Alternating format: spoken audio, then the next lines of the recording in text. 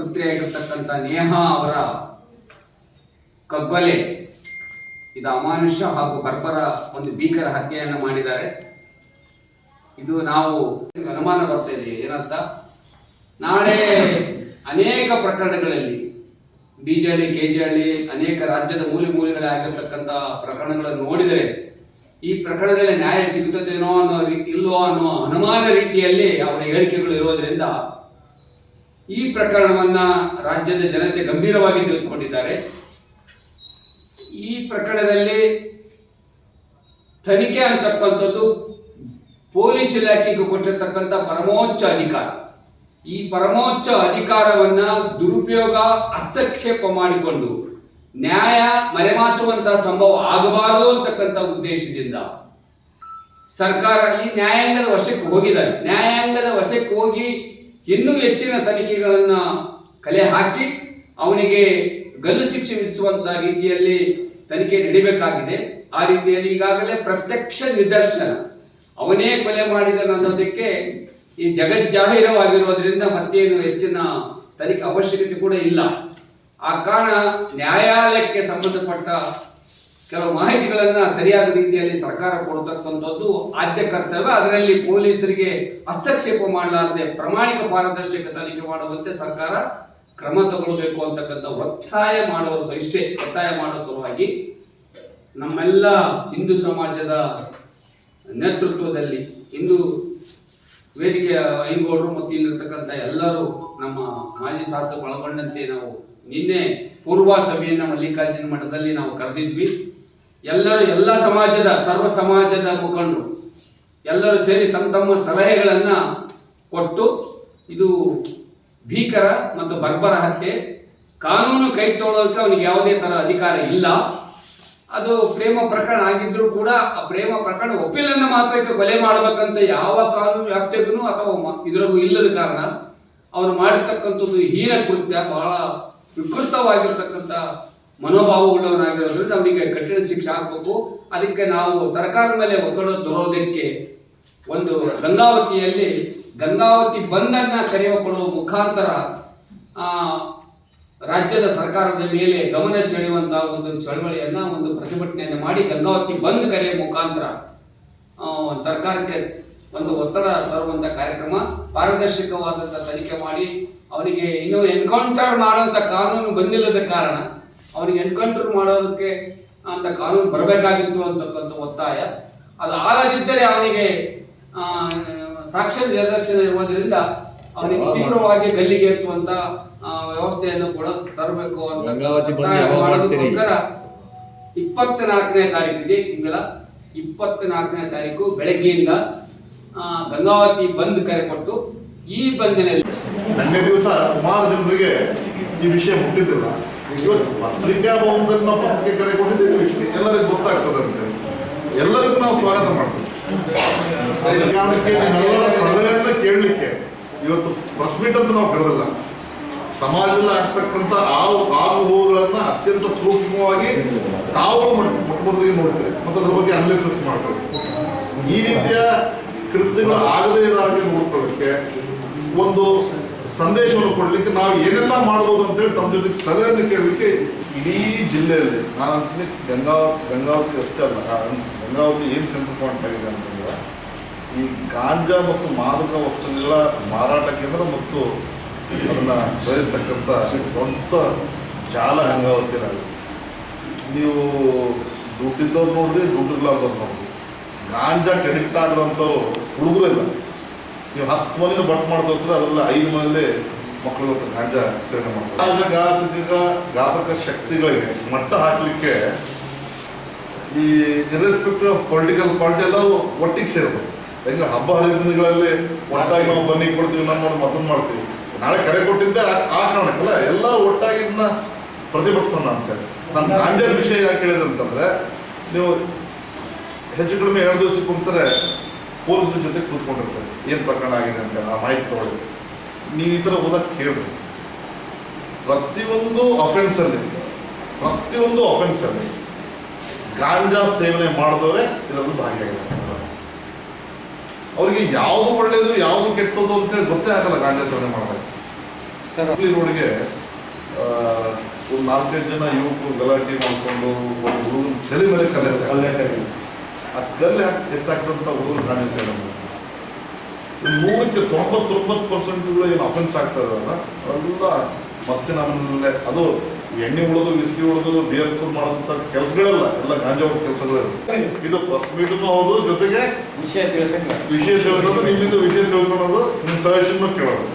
ಇದೇನು ರಾಜಕೀಯ ಏನೋ ಸಮಾರಂಭ ಅಲ್ಲ, ಪ್ರೆಸ್ ಮೀಟ್ ಅಲ್ಲ. ಸಮಾಜವನ್ನು ಉಳಿಸ್ಲಿಕ್ಕೆ, ಸಮಾಜವನ್ನು ಬೆಳೆಸಲಿಕ್ಕೆ, ಸಮಾಜವನ್ನು ರಕ್ಷಣೆ ಮಾಡಲಿಕ್ಕೆ ಕರೆದಂಥ ಒಂದು ಪ್ರೆಸ್ ಮೀಟ್. ನಿಮಗೆ ವಿಷಯಗಳು ಸಾಕಷ್ಟು ವಿಷಯಗಳು ಗೊತ್ತಿರ್ತಾರೆ, ನೀವು ಸಹ ಸಲಹೆ ಕೊಡೋದು ಕೇಳ್ತಾರೆ. ನಾವು ಈ ಥರ ಘಟನೆ ಆದಾಗ ಕೂಡಲೇ ಸ್ಪಂದಿಸಬೇಕಾದಂಥ ಕೆಲಸ ಹೌದು. ನೀವೇ ಹೇಳಿದ್ರಿ ಈಗ ಹುಬ್ಳಿ ಒಳಗೆ ಬೇರೆ ಬೇರೆ ಅಂಜುಮನ್ ಈ ಥರದ್ದು ಒಂದಿಷ್ಟು ಸಂಘಟನೆಗಳು ಬಂದು ನಾವು ಜೋಡಿಸ್ಕೊಂತೀವಿ. ಇಲ್ಲಿ ಗಂಗಾವತಿ ಸೂಕ್ಷ್ಮವಾಗಿ ಗೊತ್ತೈತೆ ಎಲ್ಲರಿಗೂ, ಅವ್ರಿಗೆ ಗೊತ್ತು, ನಮಗೂ ಗೊತ್ತು. ಅಂಥ ಸಂದರ್ಭದಲ್ಲಿ ಈ ಥರ ಆಗೋದಕ್ಕೆ ನಾವು ಕಾರಣ ಆಗಬಾರ್ದು ಅನ್ನೋ ಕಾರಣಕ್ಕೋಸ್ಕರ ಅವ್ರು ಬಂದು ನಮ್ಮ ಕಡೆ ಜೋಡಿಸ್ಕೊಂಡು ಕೆಲಸ ಮಾಡಿ ನಮ್ದೇನು ಸಮಸ್ಯೆ ಇಲ್ಲ. ಎರಡನೇ ಪ್ರಶ್ನೆ ನೀವೇ ಕೇಳಿದ್ವಿ ಏನಂತಂದ್ರೆ, ಇಲ್ಲ ನಮ್ಮ ರಾಜಕೀಯ ನಾಯಕರು ಇವತ್ತೇನಾಗ್ತದೆ, ನಾಯಕರಂದ್ರೆ ನಮ್ಮ ಪ್ರಕಾರ ರಾಜಕೀಯ ನಾಯಕರು, ಧುರೀಣರು ಅಂದ್ರೆ ಅವರೇ, ಸಮಾಜವನ್ನು ರಕ್ಷಣೆ ಮಾಡ್ಬೇಕಂದ್ರೆ ಅವರೇ ಅಂಬೋದನ್ನ ನಾವೆಲ್ಲ ತಿಳ್ಕೊಂಡ್ಬಿಟ್ಟಿದ್ವಿ. ನಾವೀಗ ಅದಕ್ಕೆ ಫುಲ್ ಸ್ಟಾಪ್ ಹಾಕಿ ಸಮಾಜ ಐತಿ, ಸಮಾಜದ ಪ್ರಮುಖರಿದ್ದಾರೆ, ರಾಜಕಾರಣ ಅಲ್ಲದೇ ಸಮಾಜದ ಒಂದಿಷ್ಟು ಪ್ರಮುಖರಿದ್ದಾರೆ ಅಂತೇಳಿ ನಿಶ್ಚಯ ಮಾಡಿ ಅವ್ರ ಮೂಲಕ ಹೋರಾಟ ಶುರು ಮಾಡ್ಬೇಕಂತೇಳಿ ಇದನ್ನ ಇವತ್ತು ನಾವು ಆರಂಭ ಮಾಡಿರೋದು. ಆಹ್ವಾನ ಇದೆ ಗಂಗಾವತಿ ನಗರ ಮತ್ತು ಗ್ರಾಮೀಣ ಭಾಗದ ಎಲ್ಲ ಸಮುದಾಯದವರಿಗೆ ನಾವು ಇವತ್ತು ಆಹ್ವಾನ ಕೊಡ್ತಾ ಇದ್ದೀವಿ. 24ನೇ ತಾರೀಕಿಗೆ ಎಲ್ಲರೂ ಸೇರಿ ಈ ಹೀನ ಕೃತ್ಯದ ವಿರುದ್ಧವಾಗಿ ನಾವು ಹೋರಾಟ ಮಾಡೋಣ ಅಂತೇಳಿ. ಈಗ ಸಮಾಜ ತಲೆದರಿಸ್ತಕ್ಕಂಥ ಏನು ಆ ಘಟನೆ ಆಗೈತಿ, ಆ ಘಟನೆಯನ್ನು ಖಂಡಿಸಬೇಕು ಅನ್ನೋ ಕಾರಣಕ್ಕೆ 2 ಕಾರಣ ಇದೆ. ಒಂದು, ಗಂಗಾವತಿ ಕೂಡ ಬೇರೆ ಬೇರೆ ಹಳ್ಳಿಗಳಿಂದ ಸಾಕಷ್ಟು ಜನ ವಿದ್ಯಾರ್ಥಿಗಳು ಕಾಲೇಜುಗಳು ಬರ್ತಾರೆ. ಮಾನಸಿಕವಾಗಿ ಅವರಿಗೆ ಧೈರ್ಯ ತುಂಬತಕ್ಕಂಥ, ಸ್ಥೈರ್ಯ ತುಂಬತಕ್ಕಂಥ ಕೆಲಸ ಈ ಪ್ರತಿಭಟನೆ ಅಥವಾ ಬಂದ್ನಿಂದ ಆಗಬೇಕು ಅನ್ನೋದು ಒಂದು ಭಾಗ. ಆದರೆ ಎರಡನೇದು, ಈ ಪ್ರತಿಭಟನೆಯ ಅಥವಾ ಬಂಧನ ಭಾಗ ಯಾರಾಗಬೇಕು ಅಂತೇಳಿ ನಾವಿಲ್ಲಿ ಕುತ್ಕೊಂಡು ನಿರ್ಧಾರ ಮಾಡೋದಲ್ಲ. ಇಡೀ ನಾಗರಿಕ ಸಮಾಜ ಒಟ್ಟಾಗಿ ವಿರೋಧ ಮಾಡಬೇಕು ಅಂತ ಬಂದಾಗ ಪಕ್ಷಾತೀತವಾಗಿ, ಜಾತ್ಯತೀತವಾಗಿ, ಧರ್ಮಾತೀತವಾಗಿ ಅವ್ರು ಸ್ವಇಚ್ಛೆಯಿಂದ ಬರಬೇಕೇ ಹೊರತು ಇಲ್ಲಿ ಕರೆ ಕೊಟ್ಟಿರೋ ಉದ್ದೇಶ ಎಲ್ಲರೂ ಸೇರಿ ಮಾಡ್ಬೇಕಂತ ಒಂದು ಬಹಳ ಸ್ಪಷ್ಟ ಸಂದೇಶ. ನಮ್ಮ ವಿದ್ಯಾರ್ಥಿಗಳಿಗೆ ಒಂದು ಮಾನಸಿಕ ಸ್ಥೈರ್ಯ ಬರಬೇಕು. ಹುಬ್ಬಳ್ಳಿಯಲ್ಲಿ ಆಗಿರ್ತಕ್ಕಂಥ ಘಟನೆ ಇನ್ನೂ ಒಂದು 6 ತಿಂಗಳಿಂದ ಮಾಸಿನ ಮೇಲೆ ಗಂಗಾವತಿ ಕೂಡ ಆಗ್ಬೋದು. ಇಲ್ಲಿರ್ತಕ್ಕಂಥ ಸಮಾಜ ಅದನ್ನು ಖಡಾಖಂಡಿತವಾಗಿ ಎದುರಿಸುತ್ತೆ, ಅದನ್ನು ಪ್ರತಿಭಟಿಸುತ್ತೆ ಅನ್ನುವಂಥದ್ದು ನಮ್ಮ ವಿದ್ಯಾರ್ಥಿಗಳಿಗೆ ತಿಳಿಬೇಕು. ಜೊತೆಗೆ ಕಳೆದು ಹೋಗಿರ್ತಕ್ಕಂಥ ಜೀವನ ಮರಳಿಸ್ತಕ್ಕಂಥ ಸಾಮರ್ಥ್ಯ ಯಾರಿಗೂ ಇಲ್ಲದೇ ಇದ್ರೂ ಕೂಡ ಹಾಗೆ ಒಂದು ಸಂತಾಪ ಅಥವಾ ಮತ್ತೆ ಪುನಃ ಇಂಥ ಘಟನೆಗಳು ಆಗಬಾರ್ದು ಅನ್ನೋದು ಮಾತ್ರ ನಮ್ಮ ಉದ್ದೇಶದಿಂದ ಈ ಪ್ರತಿಭಟನೆ. ಇದರಲ್ಲಿ ಯಾರು ಭಾಗ ಆಗಬೇಕು, ಭಾಗ ಆಗಬಾರ್ದು ಅನ್ನೋದಕ್ಕೆ ಹೆಚ್ಚಾಗಿ ಒಟ್ಟು ನಾಗರಿಕ ಸಮಾಜ ಈ ಪೈಶಾಚಿಕ ಕೃತ್ಯನ ಯಾರ್ಯಾರು ವಿರೋಧ ಮಾಡ್ತಾರೋ ಆ ಮನಸ್ಥಿತಿ ಎಲ್ಲರಿಗೂ ಭಾಗ ಆಗಿ ಪ್ರತಿಭಟನೆಯನ್ನು ಯಶಸ್ವಿಗೊಳಿಸಬೇಕು ಅನ್ನೋದು ನಮ್ಮ ಒಕ್ಕೂರಿನ ಒಂದು ಬೇಡಿಕೆ ಅಥವಾ ಅದು ನಮ್ಮದೊಂದು ಮನವಿ. ಈಗ ನಾಗರಾಜ್ ಅವರು ಹೇಳಿದರು, ಈ ಮನೆಯಲ್ಲಿ ವಿದ್ಯಾರ್ಥಿಗಳೆಂದರೆ ಹೆಣ್ಣುಮಕ್ಕಳು ವಿಶೇಷವಾಗಿ ಗಂಗಾವತಿ ದೂರ ಕಳಿಸ್ತಾರೆ ಸುತ್ತಮುತ್ತ ಹಳ್ಳಿಯಿಂದ. ನಮ್ಮ ಮಕ್ಕಳು ಎಷ್ಟು ಸೇಫ್ ಅದಾರ, ಅವ್ರಿಗೆ ಎಷ್ಟು ರಕ್ಷಣೆ ಐತಿ ಅಂತನ್ನೋದು ತಲೆಗೆ ಒಂದು ಬೇಡ, ನೀನು ಇಲ್ಲೇ ಸಾಲಿ ಕಲ್ತ್ಬಿಡು, ಇಲ್ಲೇ ಕನಗೆರೆ ಕಲ್ತ್ಬಿಡು, ಇಲ್ಲೇ ತಾವರೆಗೆರೆ ಕಲ್ತ್ಬಿಡು ಅಂತ. ಗಂಗಾವತಿಯ ನಾಗರಿಕ ಸಮಾಜ ಎಚ್ಚೆತ್ಕೊಂಡು ಇದಕ್ಕೆ ವಿರೋಧಿಸುತ್ತೆ, ಇದನ್ನ ರಕ್ಷಣೆ ಕೊಡ್ಲಿಕ್ಕೆ ಮುಂದೆ ಬಂದೈತೆ ಅಂತಂದ್ರೆ ಆಯ್ತಪ್ಪ ಇಷ್ಟು ಜನ ಅದರ ನಾವು ಕಳಿಸ್ಬೋದು ಅಂತೇಳಿ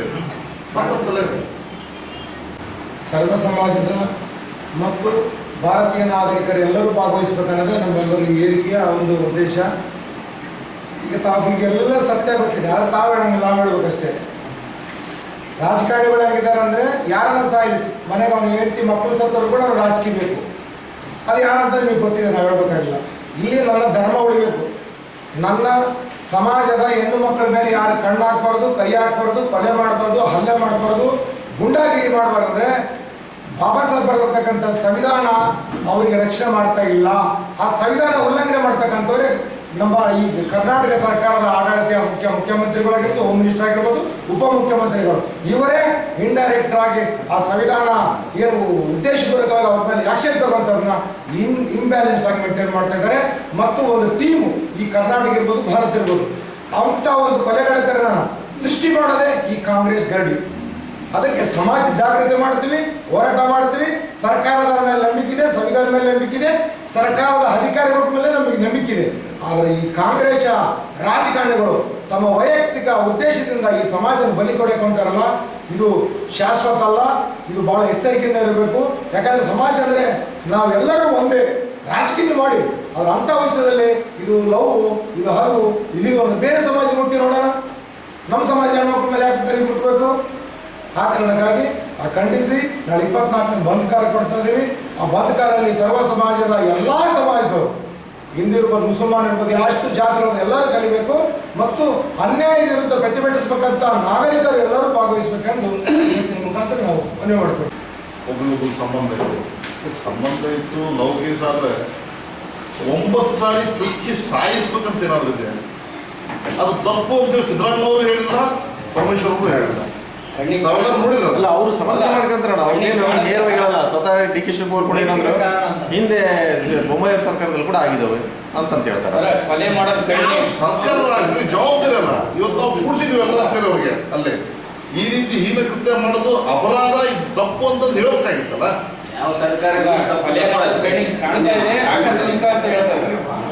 ಹೋಗಿ ನಾನು ಕೊಲೆ ಮಾಡೋದು ಅದು ಕೃತ್ಯ ಆಕಸ್ಮಿಕ, ಅವರು ಕೊಲೆ ಆಕಸ್ಮಿಕನೇ. ಆದ್ರೆ ಇದು ಮಾಡಿದ್ದು ತಪ್ಪು ಅಂತ ಅವ್ರು ಬಾಯಲ್ಲಿ ಬಂದಿರಲ್ಲ. ಇದನ್ನ ನಾವು ಪ್ರಶ್ನೆ ಮಾಡದೇ ಇದ್ರೆ ಇದೇ ರೀತಿ ಮಾತಾಡ್ಕೊಂಡು ಹೋಗ್ತಾರೆ. ಸ್ಪಷ್ಟವಾಗಿ ಹೇಳಿದ್ದಾರೆ, ಇವು ಒಬ್ಬನೇ ಕೊಲೆ ಮಾಡಿಲ್ಲ, ಅದು ಆಕಸ್ಮಿಕ ಅಂತ ಹೇಳಿ ಯಾಕೆ ನಿಮ್ಮ ಆ ಶಬ್ದ ಬಂದಿದ್ದಕ್ಕೆ ಹೇಳ್ತೀನಿ ಸ್ಪಷ್ಟೀಕರಣ. ನಾನು ವಿಡಿಯೋ ನೋಡಿದಂತೆ. ಹಾಗಾಗಿ ಅವ್ರು ಏನು ಹೇಳ್ತಾರಂದ್ರೆ, 4 ಜನ ಅವನ ಜೊತೆ ಸೇರ್ಕೊಂಡು, ಫಯಾಜಿನ ಜೊತೆಗೆ ಸೇರ್ಕೊಂಡು 4 ಜನ ಒಟ್ಟು 5 ಜನ ಸೇರಿ ಒಂದು ತಿಂಗಳಿಂದ ಸಂಚು ಮಾಡಿ ಇದನ್ನು ಕೊಲೆ ಮಾಡಿದ್ದಾರೆ. ನಾನು ಅಂತ ಪೊಲೀಸ್ ಕಮಿಷನರ್ಗೆ 4 ಜನರ ಹೆಸರು ಕೊಟ್ಟಿದ್ದೀನಿ. ಅವನೊಬ್ಬನೇ ಅಷ್ಟಲ್ಲ, ಈ 4 ಜನ ಶಿಕ್ಷೆ ಆಗಬೇಕು ಅಂತ ತಿಳ್ಕೊಂಡು ಸ್ವತಃ ನಿರಂಜನ್ ಅವರು ಇವತ್ತು ಮಾತಾಡಿದ್ರು ಬೆಳಿಗ್ಗೆ ಗಂಟ ಹೇಳ್ತೀನಿ.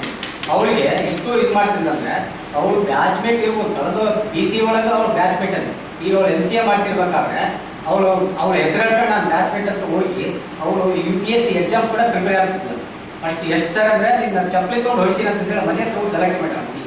ಅಂಥ ಹುಡುಗಿಗೆ ಇವರು ಕೊಲೆ ಮಾಡ್ತಾರಂದಾಗ ಪ್ರೀತಿಯಲ್ಲಿಂದ ಬಂತಿದ್ದಿ, ಪ್ರೀತಿಯನ್ನಂತ ಶಬ್ದ ಹಾಕ್ತಿರ್ತಾರೆ. ನಮ್ಮ ಮನೆ ಹೆಣ್ಮಕ್ಳು ಕೊಲೆ ಆದಾಗ ಮಾತ್ರ ಪ್ರೀತಿ, ಪ್ರೇಮ, ಅನೈತಿಕ ಸಂಬಂಧಗಳು ಬರ್ತಾ ಇರಲಿಲ್ಲ. ಬೇರೆ ಧರ್ಮದರಾದಾಗ ಅದಕ್ಕೆ ಯಾವುದು ಚರ್ಚೆನೇ ಬರೋದು, ಒಂದೇ ಸರಿ ಡೈರೆಕ್ಟ್ ಅಟ್ಯಾಕ್. ಈ ರೀತಿ ಗಂಗಾವತಿಯಲ್ಲೇ ನಾನು ಇದು ನಮ್ಮ ಊರಿಗೆ ನೇಹ ಹಿರೇಮಠ ಕೇವಲ ಒಂದು ಇವತ್ತಿನ ವಿಚಾರಕ್ಕೆ ತಾತ್ಕಾಲಿಕವಾಗಿ ಅದೊಂದು ಬೇರೆ ಊರಲ್ಲಿ ಆಗಿರ್ಬೋದು ಅನ್ನುವಂಥ ವಿಚಾರ ನಿಮಗೆಲ್ಲ ಗೊತ್ತಾಗುತ್ತೆ. ಆದರೆ ಗಂಗಾವತಿಯಲ್ಲಿ ಅದು ಪ್ರತಿನಿತ್ಯ 2-3 ಕೇಸ್ಗಳು ನಡೀತವೆ. ನಿಮಗೆ ಗಮನಕ್ಕೂ ಇರ್ತಾರೆ, ಸ್ಟೇಷನಲ್ಲಿ ಹೋಗಿ ವಿಚಾರಿಸಿದ್ರೆ ಹೇಳ್ತಾರೆ. ಅದು ಗಮನಕ್ಕೆ ಬರಲಾರ್ದಂಗೆ ಎಷ್ಟು ತಂದೆ ತಾಯಿಗಳು ತಮ್ಮ ಮರ್ಯಾದೆ ಮುಚ್ಕೊಂಡು ಬರ್ತದೆ, ಎಷ್ಟು ಜೀವನ ಮಾಡ್ತಾ ಇದ್ದಾರೆ. ನಮ್ಮ ಊರಿಗೆ ನಾವು ಬೇಲಿಯಾಗಿದ್ದೀವಿ, ನಾವು ಇಲ್ಲಿ ಕೂತ್ಕೊಂಡಿವಿ. ನಮ್ಮ ಮಕ್ಕಳಿಗೂ ಈ ಪರಿಸ್ಥಿತಿ ಬಂದಿದೆ ಅನ್ನುವಂಥ ಮನಸ್ಥಿತಿಯಿಂದ ನಾವೆಲ್ಲ ಸೇರಿದ್ರು. ನಮ್ಮ ಊರಿಗೆ ನಾವು ಬೇಲಿ ಕೆಲಸವಾಗಿ 24ನೇ ತಾರೀಕಿಗೆ ಬಂದ್ ಮಾಡಿ, ಅದು ಇನ್ನೊಬ್ರು ಬರ್ತಾರೋ ಮುನ್ನೊಬ್ರು ಬರ್ತಾರೋ ಗೊತ್ತಿಲ್ಲ, ಯಾರಿಗೆ ನೋವು ಆಗ್ತದೆ. ಇವತ್ತು ವೆಂಕಟೇಶನ್ ಮನೆಗೆ ಬೆಂಕಿ ಬಿದ್ದದಂದ್ರೆ ಪಕ್ಕದ ಮನೆಗೆ ನಾಳೆ ನನ್ನ ಮನೆಗೆ ಬೆಂಕಿ ಬರ್ತದೆ. ವೆಂಕಟೇಶನ್ ಮನೆಗೆ ಬೆಂಕಿ ಆರಿಸ್ಕೊಂತಾರೆ ಅಂತ ಹೇಳಿ ಬಿಟ್ಟರೆ ನನ್ನಷ್ಟು ಮೂರ್ಖ ಯಾರು? ಹಾಗಾಗಿ ಇದೆಲ್ಲರ ಮನೆಗೂ ಸಂಬಂಧಪಟ್ಟಿದ್ದು, ಎಲ್ಲ ಮನಸ್ಸುಗಳಿಗೆ ಸಂಬಂಧಪಟ್ಟಿದ್ದು, ಇಡೀ ಸಮಾಜಕ್ಕೆ ಸಂಬಂಧಪಟ್ಟಿದ್ದು, ಎಲ್ಲ ಸಮಾಜದವ್ರು ಒಟ್ಟಾಗಿ ಬರಲಿ. ಆದರೆ ಹೇಳಿದ್ರು, ಸಂತೋಷ್ ಹೇಳಿದ್ರು, ನನಗೆ ನಿನ್ನೆ ಸಭೆ ಕರೆದಾಗ ಮಾಹಿತಿ ಇರಲಿಲ್ಲ, ನಾನು ಓದೆ ಅಂತ. ಅದು ಜವಾಬ್ದಾರಿ, ನಿಜವಾದ ಜವಾಬ್ದಾರಿ. ನಾವು ಕಲಿಯುವಂಥದ್ದಲ್ಲ. ನಮ್ಮ ಸಮಾಜದಲ್ಲಿ ಇರಲಿ, ಇನ್ನೊಬ್ಬ ಸಮಾಜದಲ್ಲಿ ಇರಲಿ, ಕೊಲೆಗಾರಕ ವ್ಯಕ್ತಿ ಆದಾಗ, ಸಮಾಜಘಾತಕ ಚಟುವಟಿಕೆ ನಡೆದಾಗ ಖಂಡಿಸಬೇಕಾದಂಥ ಒಬ್ಬ ಗುರುತರವಾದಂಥ ಸಮಾಜದ ಹೊಣೆಗಾರಿಕೆ. ಅದು ನಮ್ಮ ಇದಿರಲಿ, ಅದು ಮುಚ್ಕೊಳ್ತಾ ಹೋಗೋಂಥದ್ದಲ್ಲ. ಅವ್ರಿಗೆ ನಾವು ಕರೆದು ನೀವು ಬರ್ರಪ್ಪ ನಮ್ಮ ಜೊತೆ ನಿಂತ್ಕೊಂಡು ಸ್ಟೇಟ್ಮೆಂಟ್ ಕೊಡಿ ಅಂತಂದೇಳಿ ಹೇಳಿಸ್ಕೊಂಡು ಮಾಡೋಂಥ ಕೆಲಸ ಕೂಡ ಅಲ್ಲ. ಹಾಗಾಗಿ ಅವರು ಗುರುತರವಾದಂಥ ಜವಾಬ್ದಾರಿ, ಸಾಮಾಜಿಕ ಹೊಣೆಗಾರಿಕೆ ಅಂದರೆ ಏನಿರ್ತದೆ, ಭಾವೈಕ್ಯತೆ ಅಂತ ಹೇಳ್ತೀವಿ. ನಮ್ಮ ಜನ ಹೋಗಿ ನಾವೆಲ್ಲ ಸಾಮರಸ್ಯ ಬೆರೆಯೋದಿಲ್ಲ. ಸಾಮರಸ್ಯ ಅಂದರೆ ಏನು? ನಿಜವಾದ ಸಾಮರಸ್ಯ ಈ ಬರಬೇಕು, ಬೀದಿಗೆ ಬಂದು ನಿಂತ್ಕೊಂಡು ಹೋರಾಟ ಮಾಡಿದ್ರು ಸ್ವಯಂ ಪ್ರೇರಣೆ, ಅದು ಸಾಮರಸ್ಯ, ನಿಜವಾದ ಸಾಮರಸ್ಯ. ರಾಜಕೀಯ ವ್ಯಕ್ತಿಗಳ ರಾಜಕೀಯ ತೊಳಲಾಟದ ಸಾಮಾಜಿಕ ಕೊರತೆಯಿಂದ, ಸಮನ್ವಯದ ಕೊರತೆಯಿಂದ ಸಮಾಜ ಹಾಳಾಗ್ತಾ ಇದೆ. ನಾವು ರಾಜಕಾರಣಿಗಳನ್ನು ಪಕ್ಕಕ್ಕೆ ಇಟ್ಬಿಡೋಣ. ಇವತ್ತು ಸಮಾಜದ ಪ್ರತಿನಿಧಿತ್ವದಲ್ಲಿ ನಾವು ಊರನ್ನು ಗಟ್ಟಿ ಮಾಡಿ ನಮ್ಮ ಊರಿಗೆ ಗಂಗಾವತಿ ಬೇಲಿ ಹಾಕೋದಕ್ಕೆ ಹೊಸ ಪ್ರಯತ್ನ ಮಾಡ್ತಾ ಇದ್ದೀವಿ. ಇದೆಲ್ಲ ಸಹಕಾರ. ಇವತ್ತು ಯಾವುದೋ ಒಂದು ಪತ್ರಿಕೆಯಲ್ಲಿ ಓದಿನ ಒಂದು ಅನಾರೋಗ್ಯಕ್ಕೆ ಬೇಕಾದಂಥ ಟ್ಯಾಬ್ಲೆಟನ್ನು ಅಂದರೆ ಮಾದಕ ವಸ್ತುವಾಗಿ ಸ್ವೀಕಾರ ಮಾಡಿ ಒಂದು ಯುವಕರು ಹಾಳಾಗ್ತಾ ಇದ್ದಾರೆ ಅಂದರೆ ಅದಕ್ಕೆ ಯಾರು ನೀವೆಲ್ಲ ಪ್ರಯತ್ನ ಮಾಡಿ ಪ್ರತಿನಿತ್ಯ ಬೆಳಕು ಚೆಲ್ತಾ ಇದ್ದೀವಿ ಡಿಪಾರ್ಟ್ಮೆಂಟ್. ಆ ಕಾಡುಗಳ ಮೇಲೆ ಮಳೆ ಬಂದಂಗೆ ಆಗ್ತಾ ಇದೆ ನಿಮ್ಮ ಪ್ರಯತ್ನ. ನಾವು ನೋಡ್ತಾ ಇದ್ದೀವಿ, ಯುವಕರು ದಾರಿ ತಪ್ತಾ ಇದ್ರು. ನಮ್ಮ ಮಕ್ಕಳೇ ಅವರು ಯಾರು ಬೇರೆ ಯಾರು ಗಂಗಾವತಿ ಮಕ್ಕಳೇ ಅವರು ಕೂಡ ಸಣ್ಣ ಯುವಕರು ದಾರಿ ತಪ್ತಾ ಇದ್ದಾರೆ. ಗಾಂಜಾ ಸೇವನೆ, ಡ್ರಗ್ಸ್ ಸೇವನೆ. ಇವತ್ತು ಹೋದ್ರೆ ಇಲ್ಲಿ ಯಾವ ಗುಂಡಾ ಕ್ಯಾಂಪ್ನಲ್ಲಿ ನಾಗೇಶ್ವರ ಅವ್ರ ಜಾಗದಲ್ಲಿ ಹೋಗ್ರಿ, ಅಲ್ಲಿ ಆಮೇಲೆ ಗೌರ್ಮೆಂಟ್ ಹಾಸ್ಪಿಟಲ್ ಸ್ವತಃ ಸೌದಿಯವರೇ ಅಸಹಾಯಕತೆ ವ್ಯಕ್ತಪಡಿಸಿದ್ದಾರೆ. CC ಕ್ಯಾಮ್ರಾ ಹಾಕ್ಸಿದ್ದಾರೆ. ಚಿಕ್ಕ ಚಿಕ್ಕ ಮಕ್ಕಳು ರೆಸ್ಟ್ ತಗೊಂತಾರೆ. ಅಯ್ಯಪ್ಪ ಸ್ವಾಮಿ ಗುಡಿ ಹಿಂದೆ ಯಾವ್ದು ಬೆಟ್ಟದಲ್ಲಿ, ಗುಡ್ಡಮ್ಮ ಕ್ಯಾಂಪ್ ಅಲ್ಲಿ, ಆಮೇಲೆ APMC ಯಾರ್ಡ್ ಅಲ್ಲಿ. ಎಲ್ಲಿಂದ ಬಂತು ಇದೆಲ್ಲ? ನಾವು ರಾಜಕೀಯ ಅಂತಂದೇಳಿ ನಮ್ಮ ತೆವಲಿಗೋಸ್ಕರ ನಾವು ಸಮಾಜನ ಬಲಿ ಕೊಡುವಂಥದ್ದು ಎಷ್ಟು ದಿವಸ ಬೇಕು? ಗಂಗಾವತಿ ರಾಜಕಾರಣ ಯಶಸ್ವಿಯಾಗಿ ನಾವೆಲ್ಲರೂ ಸೇರಿ ಮಾಡೋಣ.